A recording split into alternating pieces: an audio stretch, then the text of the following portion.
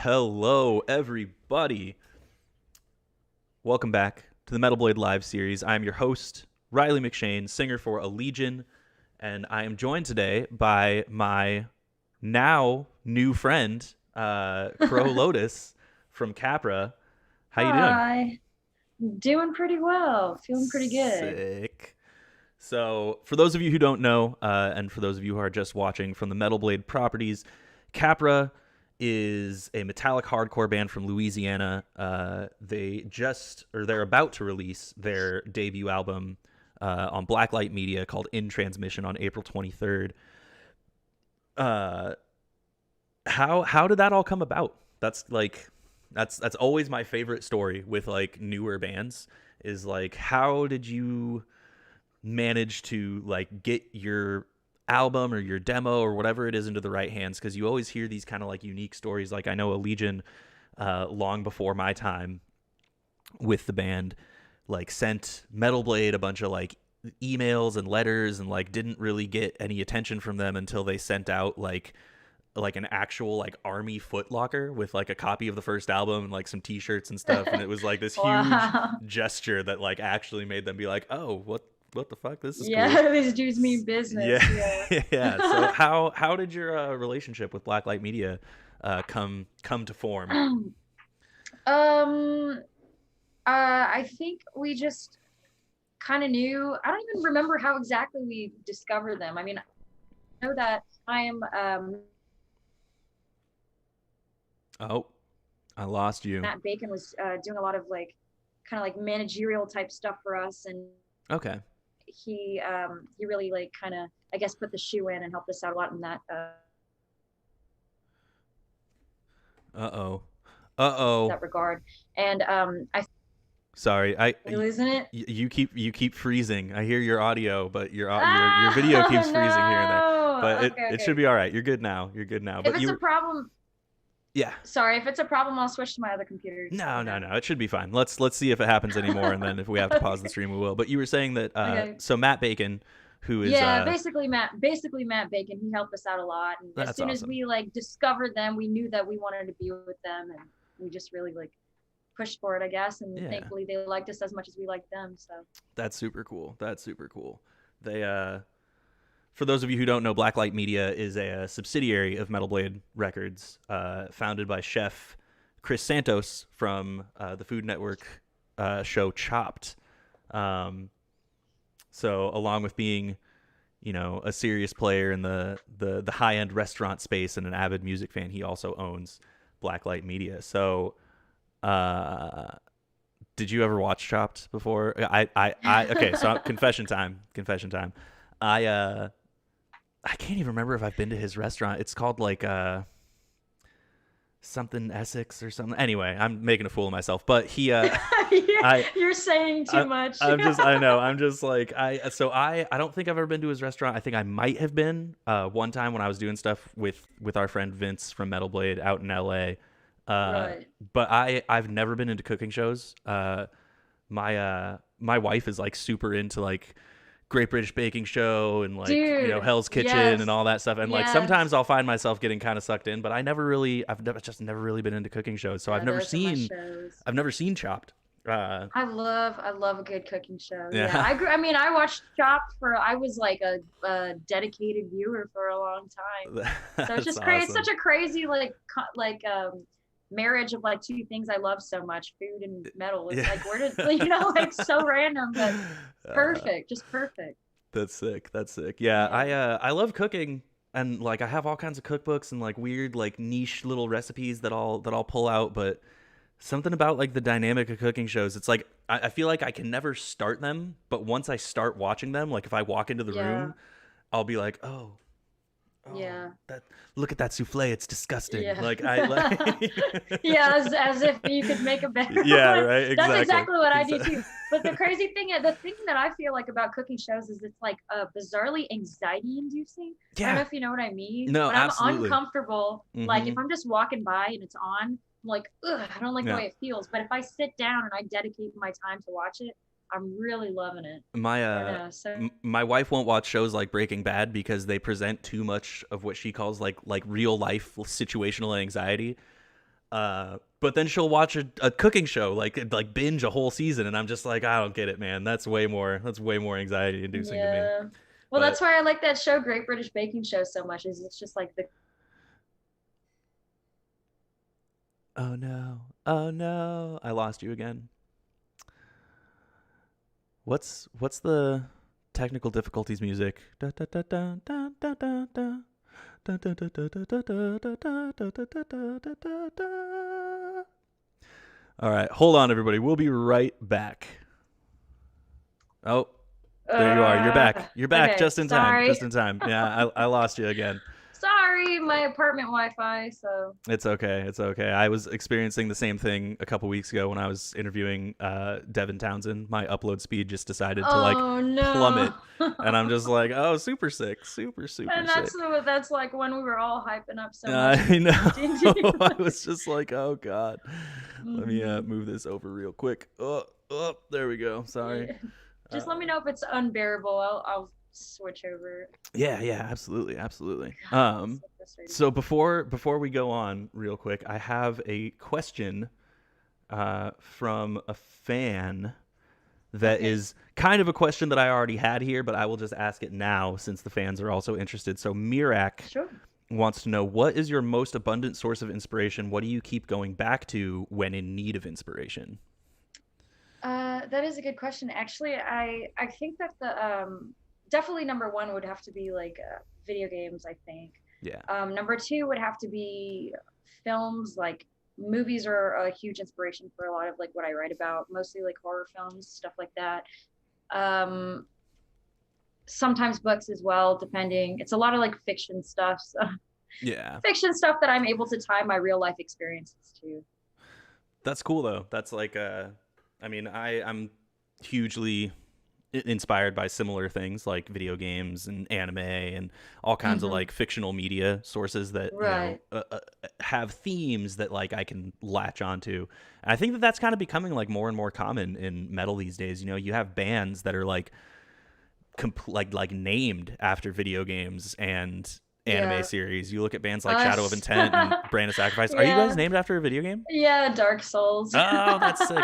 Yeah. I was playing The Last Guardian, Yeah.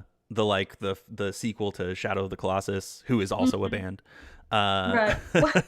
Wait, what? yeah, there's a They band have a called band called Shadow of the there's a Colossus? band that is just straight up called Shadow of the Colossus. And they use the same like logo and Wow. everything. It's wild. Wow. Yeah. But I was playing Last Guardian, and like the loading screen has a bunch of like mythical creatures in it. Mm. And one of them was a Capra, and I was like, oh, I Oh wonder. yeah. I wonder. No, Yeah, it's no, Dark Souls. that's super There's like sick. a monster. There's like a I don't know if you've ever played it, but it's Yeah. in the first Dark Souls. There's like the demon horns and the bone sword thing. Oh, Yeah, that's a word. Capra demon. Yeah. Yeah, okay. That makes sense. That's sick though. That's like the go-to series right now. Well, I don't want to get too deviated into video games, but we can bring that back Oh up my later. bad. I know it's a good talking point. But back to the band. So now that you're working with Blacklight Media and Metal Blade and all that kind of stuff, does it feel? Have you noticed a difference in like the way that the outside perception of the band is? Do you feel that people maybe take the band more seriously now that you're signed to a label, or is it kind of hard to tell the difference without shows? Um, I want to say like the reception from before we were signed was mostly pretty positive anyway, as far as I know. You know what I mean? I know like people like whatever, which is not a big deal, but I will say that I feel like people are more outwardly supportive, Right. regardless of like how they feel on the inside. So either way, I'm like everybody's been nice to me, so that's good. That's awesome. It's always a good feeling. It's like, taking that step from being like, all on your own, totally DIY, Yeah. to having support from industry figureheads. And that's kind of another Mhm. question I have here is, how's your experience been? How does it feel to go from like DIY hardcore band to now, getting placements in the Devil's Dozen and major press outlets and all that kind of stuff? Is it like I know for me that was a very kind of almost surreal like manifestation of like all the Yeah. work that you put into things coming to life. Are you having kind of like a similar experience with that? Yeah, definitely. I try to every day. I try to kind of like, I know it sounds like corny or whatever, but I try to just consider everything that I'm really appreciative of. And in a way, I kind of just like to thank, like, I guess the universe or Yeah. whatever for like allowing me to have these opportunities and like for hearing me out. You know what I mean? Like, I like to just accept it and, just be really, I guess, proud and appreciative of it while at the same time, I know that we are working really hard and I know that it's not exactly just falling into our laps. You know what I Yeah. mean? Yeah. 100%. Yeah, it's definitely a result, especially in this side of the music industry. Anytime you yield like a positive review or a placement in something like The Devil's Dozen, it's always the result of super hard work. Like it very, very rarely is just like a flash in the pan thing that like wasn't earned and is just like, oh, Right. well, this friend of a friend of a friend has a band, so let's, cover them on like Pitchfork kind of thing. Like it Yeah.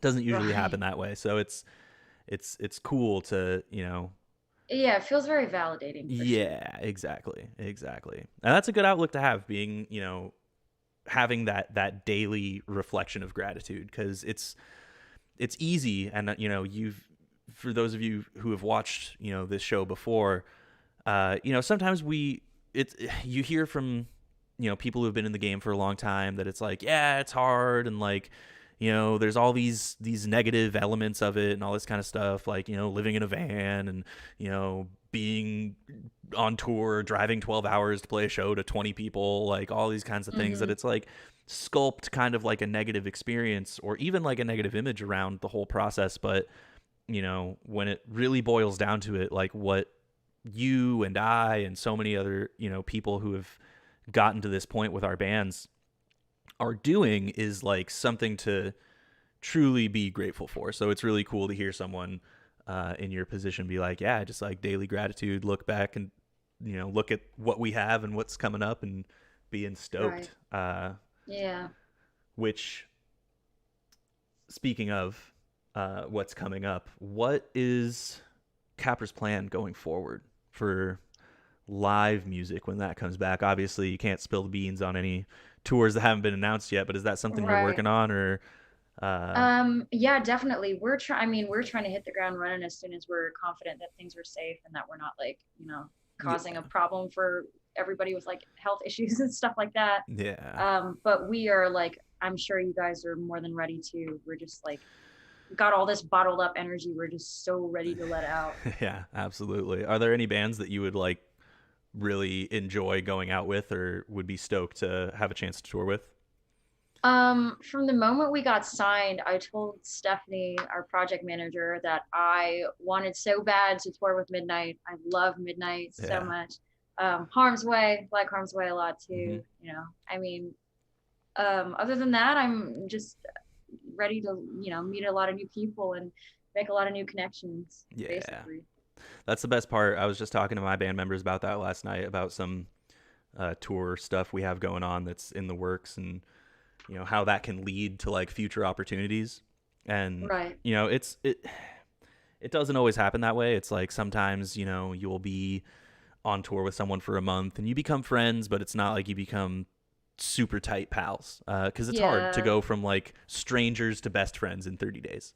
Yeah, sure. uh, but even that being said, it's like adding people to your network. You know what I mean? Like having a community of touring musicians and touring bands, Exactly. Yeah. it really goes a long way, because it's like, even Hmm. if you're on tour with a band and they're like, oh, this is super sick, we'd love to take you guys out again, and that never happens, they still will put in a positive word for you elsewhere. And so these like Sure. opportunities might come from, unseen places where it's just like, whoa, we just got hit up by someone for this sick tour, this sick festival. And like, I wonder how they got a hold of us. And then you find out later down the line that Yeah. like these guys you toured with 5 years ago are just like, oh yeah, yeah, we told that guy about you. He was asking for bands and we remember you guys were sick. Aw. So Yeah, that's it's so it's it's sweet. cool seeing stuff like that happen as well. So I'm excited to see what y'all's career is going to yield because Me too. I Me think your too. I'm band ready. is sick. I've been like Thank getting you. really into the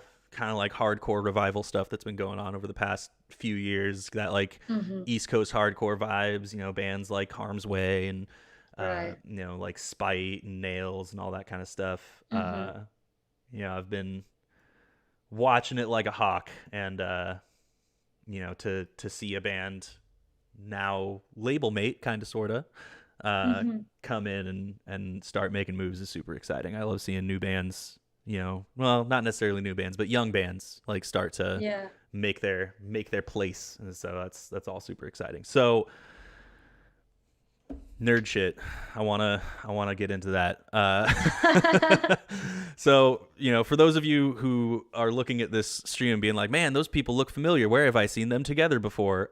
We just did a 4 week long Metal Blade Artist Dungeons and Dragons live stream. I like it took me I actually had to like train myself to not like refer to you as Shira on this thing where I was gonna No way. I went to go You like could. I You went to could go do like type it in. I was that. like, I have to. You'll see this little scrolling bar right here underneath me, and I type it in. I change everybody's name every week, and I legit typed in Shira at first and was like, Oh my shit, like that's god. that's her character's name. So I love you that. went hard on the D&D campaign. You went in costume that you made. You like made a cosplay outfit for it. Is Hmm. that something that you often do? Is like cosplay stuff? I don't do it as much. I got it right here Hey, on the there it ground next to me. is. I don't do as much lately since conventions and stuff haven't been like a thing for Yeah. obvious reasons. So but before I used to like really do a lot more. I'd like to be able to get back into it regardless of whether or not I actually get to wear it because I guess the funnest part is actually making it, not necessarily even like having a bunch of people take pictures of you in it. It's just making it and then having something that you're proud of having created. Like Yeah. that's the best part. Yeah, that's super cool. It's yeah, your costume was on point. I remember before we started, I followed everybody that was streaming on Instagram, or everybody that was in our little party, and I would Hmm. see like story updates from you of you like actually making it, and I was just like, "Oh shit." Like I have to Yeah. step up my game. I didn't at all. I just wore It was, like little, like button shirts. It was like, "Yeah, I'm I a rogue. Get the regretted point." it after the first 3 hours in that thing. I regretted it Yeah. immediately. I was like, and I have to do this three more times. Oh my god. Yeah, yeah. It's Yeah. different when you're not walking around a con. It's you're just Yeah. sitting there getting hot. I like wore a cloak Yeah. for the first two episodes and was just like, nah, no more. Not after this. Sitting in my house, it's like Southern Right. California weather just beaming in through my windows and just Same. boiling alive, being like, oh, I guess I'm a rogue. Oh my god. Yeah. Suffering. Just suffering. But that's so your name Shira came from inspired by Dark Souls, much like the band name. Hmm. What other games are you into? I remember on our last session you were like, "Oh, I have a Fist of the North Star tattoo," and I was just like, Yeah. "Yeah, Yeah. yeah." Yep.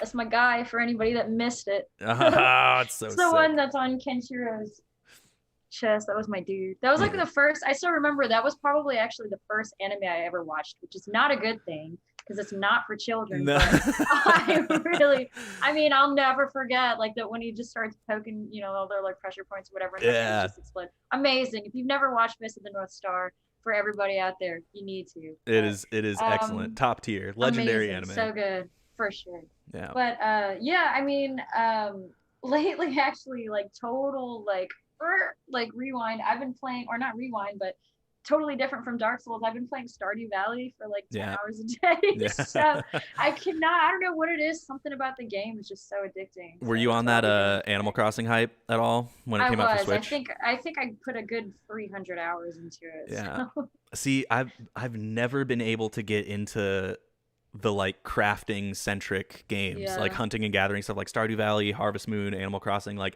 I've Yeah. tried, and it's funny because it's like I remember seeing all these memes when the Switch version of Animal Crossing launched, where people were just like, "Yeah, so all my friends are into Animal Crossing," and I asked my homie like, "What do you do? Like, what's the point of the game?"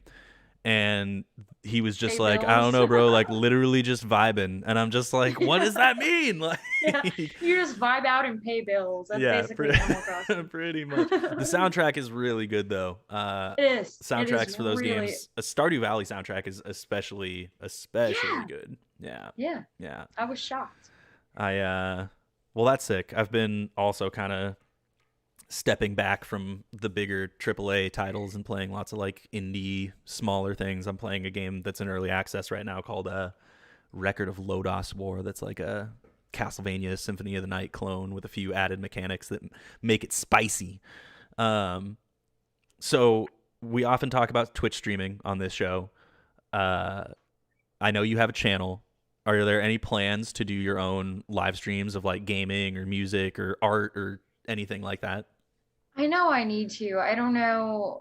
I just don't do it as much. I think it's just because I like start thinking too hard about like being on camera and I'm not able to enjoy the game. Or then Yeah. I'll start forgetting I'm on camera and then I'm just playing the game in silence and it's Yeah. like it's not fun for anybody. So as soon as I can manage to find like a perfect balance between those things, I'll probably start doing it a lot more frequently. Yeah, it's tough, especially with like harder games. When I was streaming a lot a few years back, I would play like old school JRPGs and stuff, and I learned pretty quickly that like doing story-based text games while trying to like interact with chat is very difficult. I like Yeah, that's the entire thing is like trying to look back and forth and it's just like, oh, I feel bad because yeah. I'm not answering anybody, but like Eventually I just started doing like corny ass voice acting for all the all the text bubbles and it was just yeah. like this is what you guys get. This is Yeah. it. But yeah, it's definitely finding that balance can be tough for sure, especially if like I said, you're playing games like Dark Souls or something that's like you need to like focus. Yeah. Um, but I feel like that even has kind of its own niche where it's like people who are watching Dark Souls streams know that it's not an easy game. That's true. Yeah, that's So, true. if you're just like running around, killing mobs and doing like the kind of easy stuff, farming souls and all that kind of stuff. Like, I Hmm. feel like then you have a little more time to chat and be like, "What's up?" But it's like as soon as you step through, traverse the fog, and start fighting the boss, it's like, "Yo, hold on, Yeah. I do some shit real quick." Yeah. Like, I'm in NG Plus right now and I have to fight. I'm like at the Nameless King fight right now. yeah, And like I rage quit for like it's been like 2 weeks already. yeah, I already beat it, but it's like the NG Plus is like, it's harder and I don't know what it is, but I just got so frustrated. I was like, I don't even want to look at this game for like, yeah. oh God. I was streaming Dark Souls 3 a long time ago and I kept doing this thing that like was such a self-sabotage maneuver because it would be like I'd get to a boss on stream and I'd fight it and lose like a million times, just like lose over and Yeah. over and over and over. I mean, And then just be Dark like Souls. all right, fuck it, like I'm calling it, I'll come back tomorrow, try again.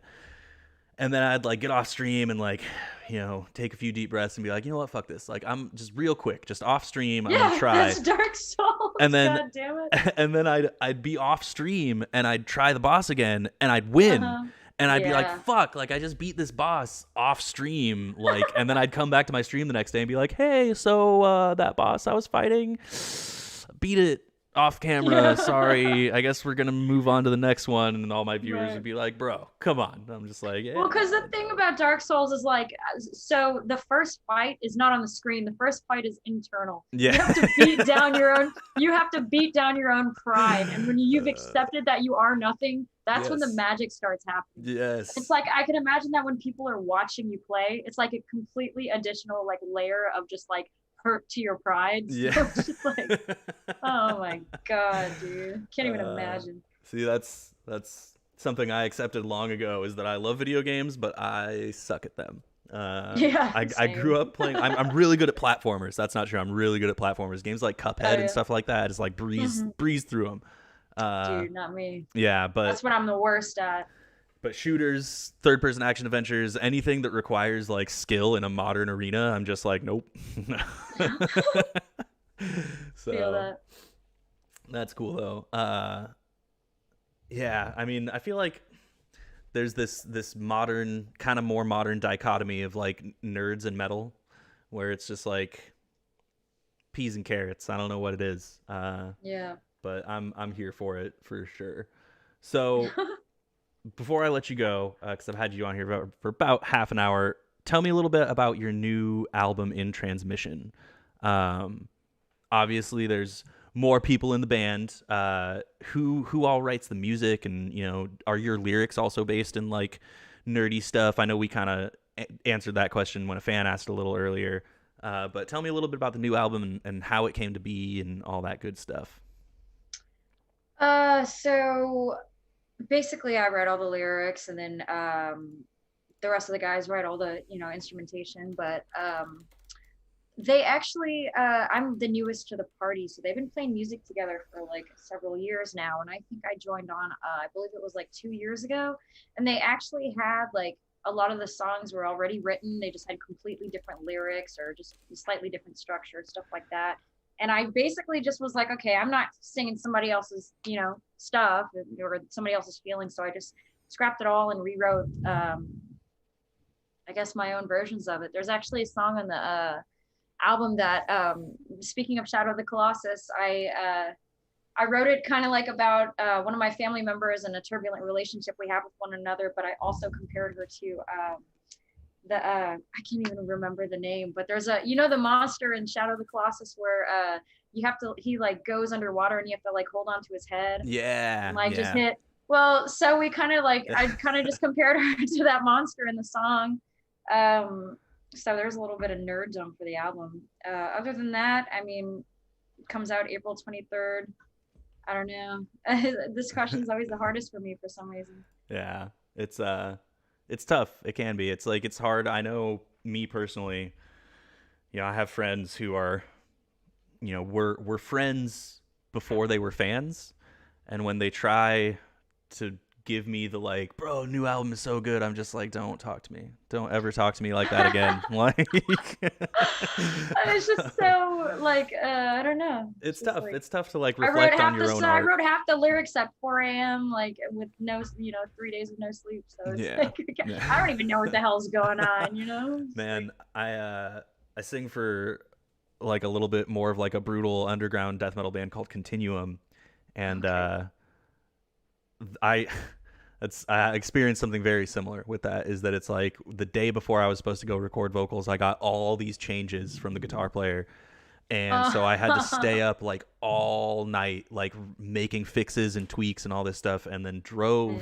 woke up at like 6 a.m. after falling asleep at like 4, and then drove 2 hours to Oakland, California, and then spent I had to record. We only had one day to record vocals, so I had to record the whole album on 2 hours of sleep Dang. in one session, and then had to Dude. drive immediately afterwards, like 10 hours from Oakland back down to San Diego. And I was just like, nightmare. I like look. Yeah, that Every sounds time I listen to that horrible. album, I start getting like flashbacks, and I'm just like, Oh my oh god, god. like. I have a migraine just hearing about it. Yeah, it's terrible. But I Terrible. feel like sometimes like those under duress type of circumstances, like your inhibitors kind of go down. You know what I mean? For Like sure, yeah, for it's sure. like it becomes super raw, which I feel like for Yeah. hardcore is like sick. You know what I mean? Like that just adds to the vibe.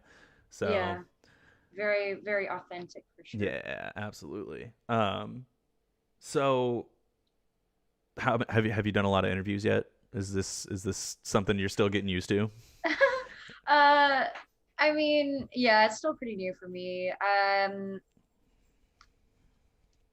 I guess I mean, we're usually doing the ones in like the emails and like text stuff or whatever. So I Right. actually feel like crazy enough. I feel more comfortable like whenever I'm able to do something like over audio or like over the camera because I feel like the little weird things that I say like they have a little bit more context. You know Yeah. what I mean? Rather than just typing it out and somebody's like, "What did she mean by that? Yeah. That's so weird." Yeah. Yeah. No, I totally feel that. A lot of stuff gets lost in translation over text. Hmm. It's like you can't hear tone of voice. There's certain people that I will talk to via text, and like things start to get kind of weird, and I'm just like, let me just call you. Like just like Yeah. it's, let's just do it that Yeah. way. I feel Um that. so I guess last question, what do you want people to know about the band the most? I know that's kind of a weird one, and you've answered a lot of questions about the band thus far. But if there was one thing about the band that you're particularly proud of, or that you feel like people should really know about the band, what would it be?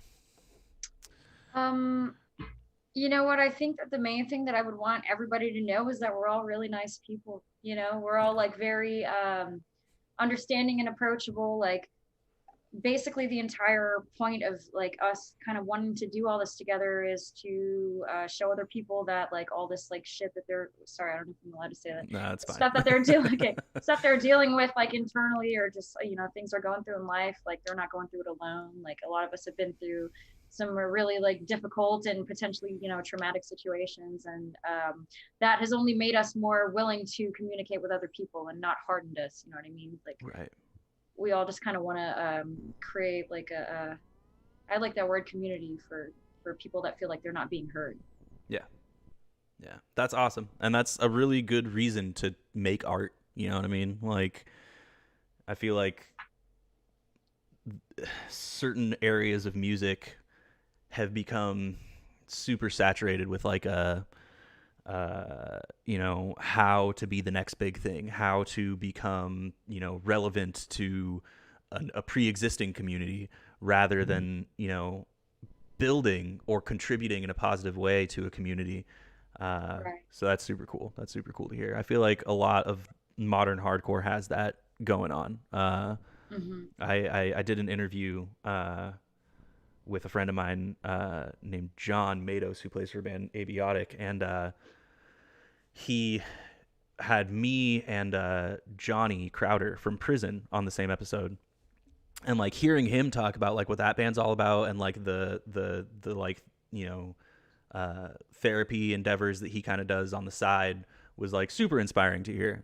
Coming from a place Right. where I grew up when hardcore was just all about like tough guyism. You know what I mean? Yeah. Yeah. Yeah. So it's really cool to see a lot of these modern hardcore bands kind of, you know, setting this trajectory of like positive reinforcement, and it's not cheesy like how posy hardcore kind of used to be viewed. It's just Yeah. become like this just kind of accepted way that it's just like there's negativity involved, but it's all like a venting system for people to get these negative emotions out there and then have other people latch on to them and relate to them and take something positive out of it. So it's super cool whenever I hear bands you know coming at it from that angle. So to hear that y'all are doing that is very even makes me even more excited to see what y'all are going to do over this Thank you. album and the next few albums. So Crow, thank you so much. It was awesome talking to you again. Thank I hope to keep in you. touch and see you on the road and all that good stuff. Yeah, totally, for sure. Thanks so much for having me. Yeah, absolutely.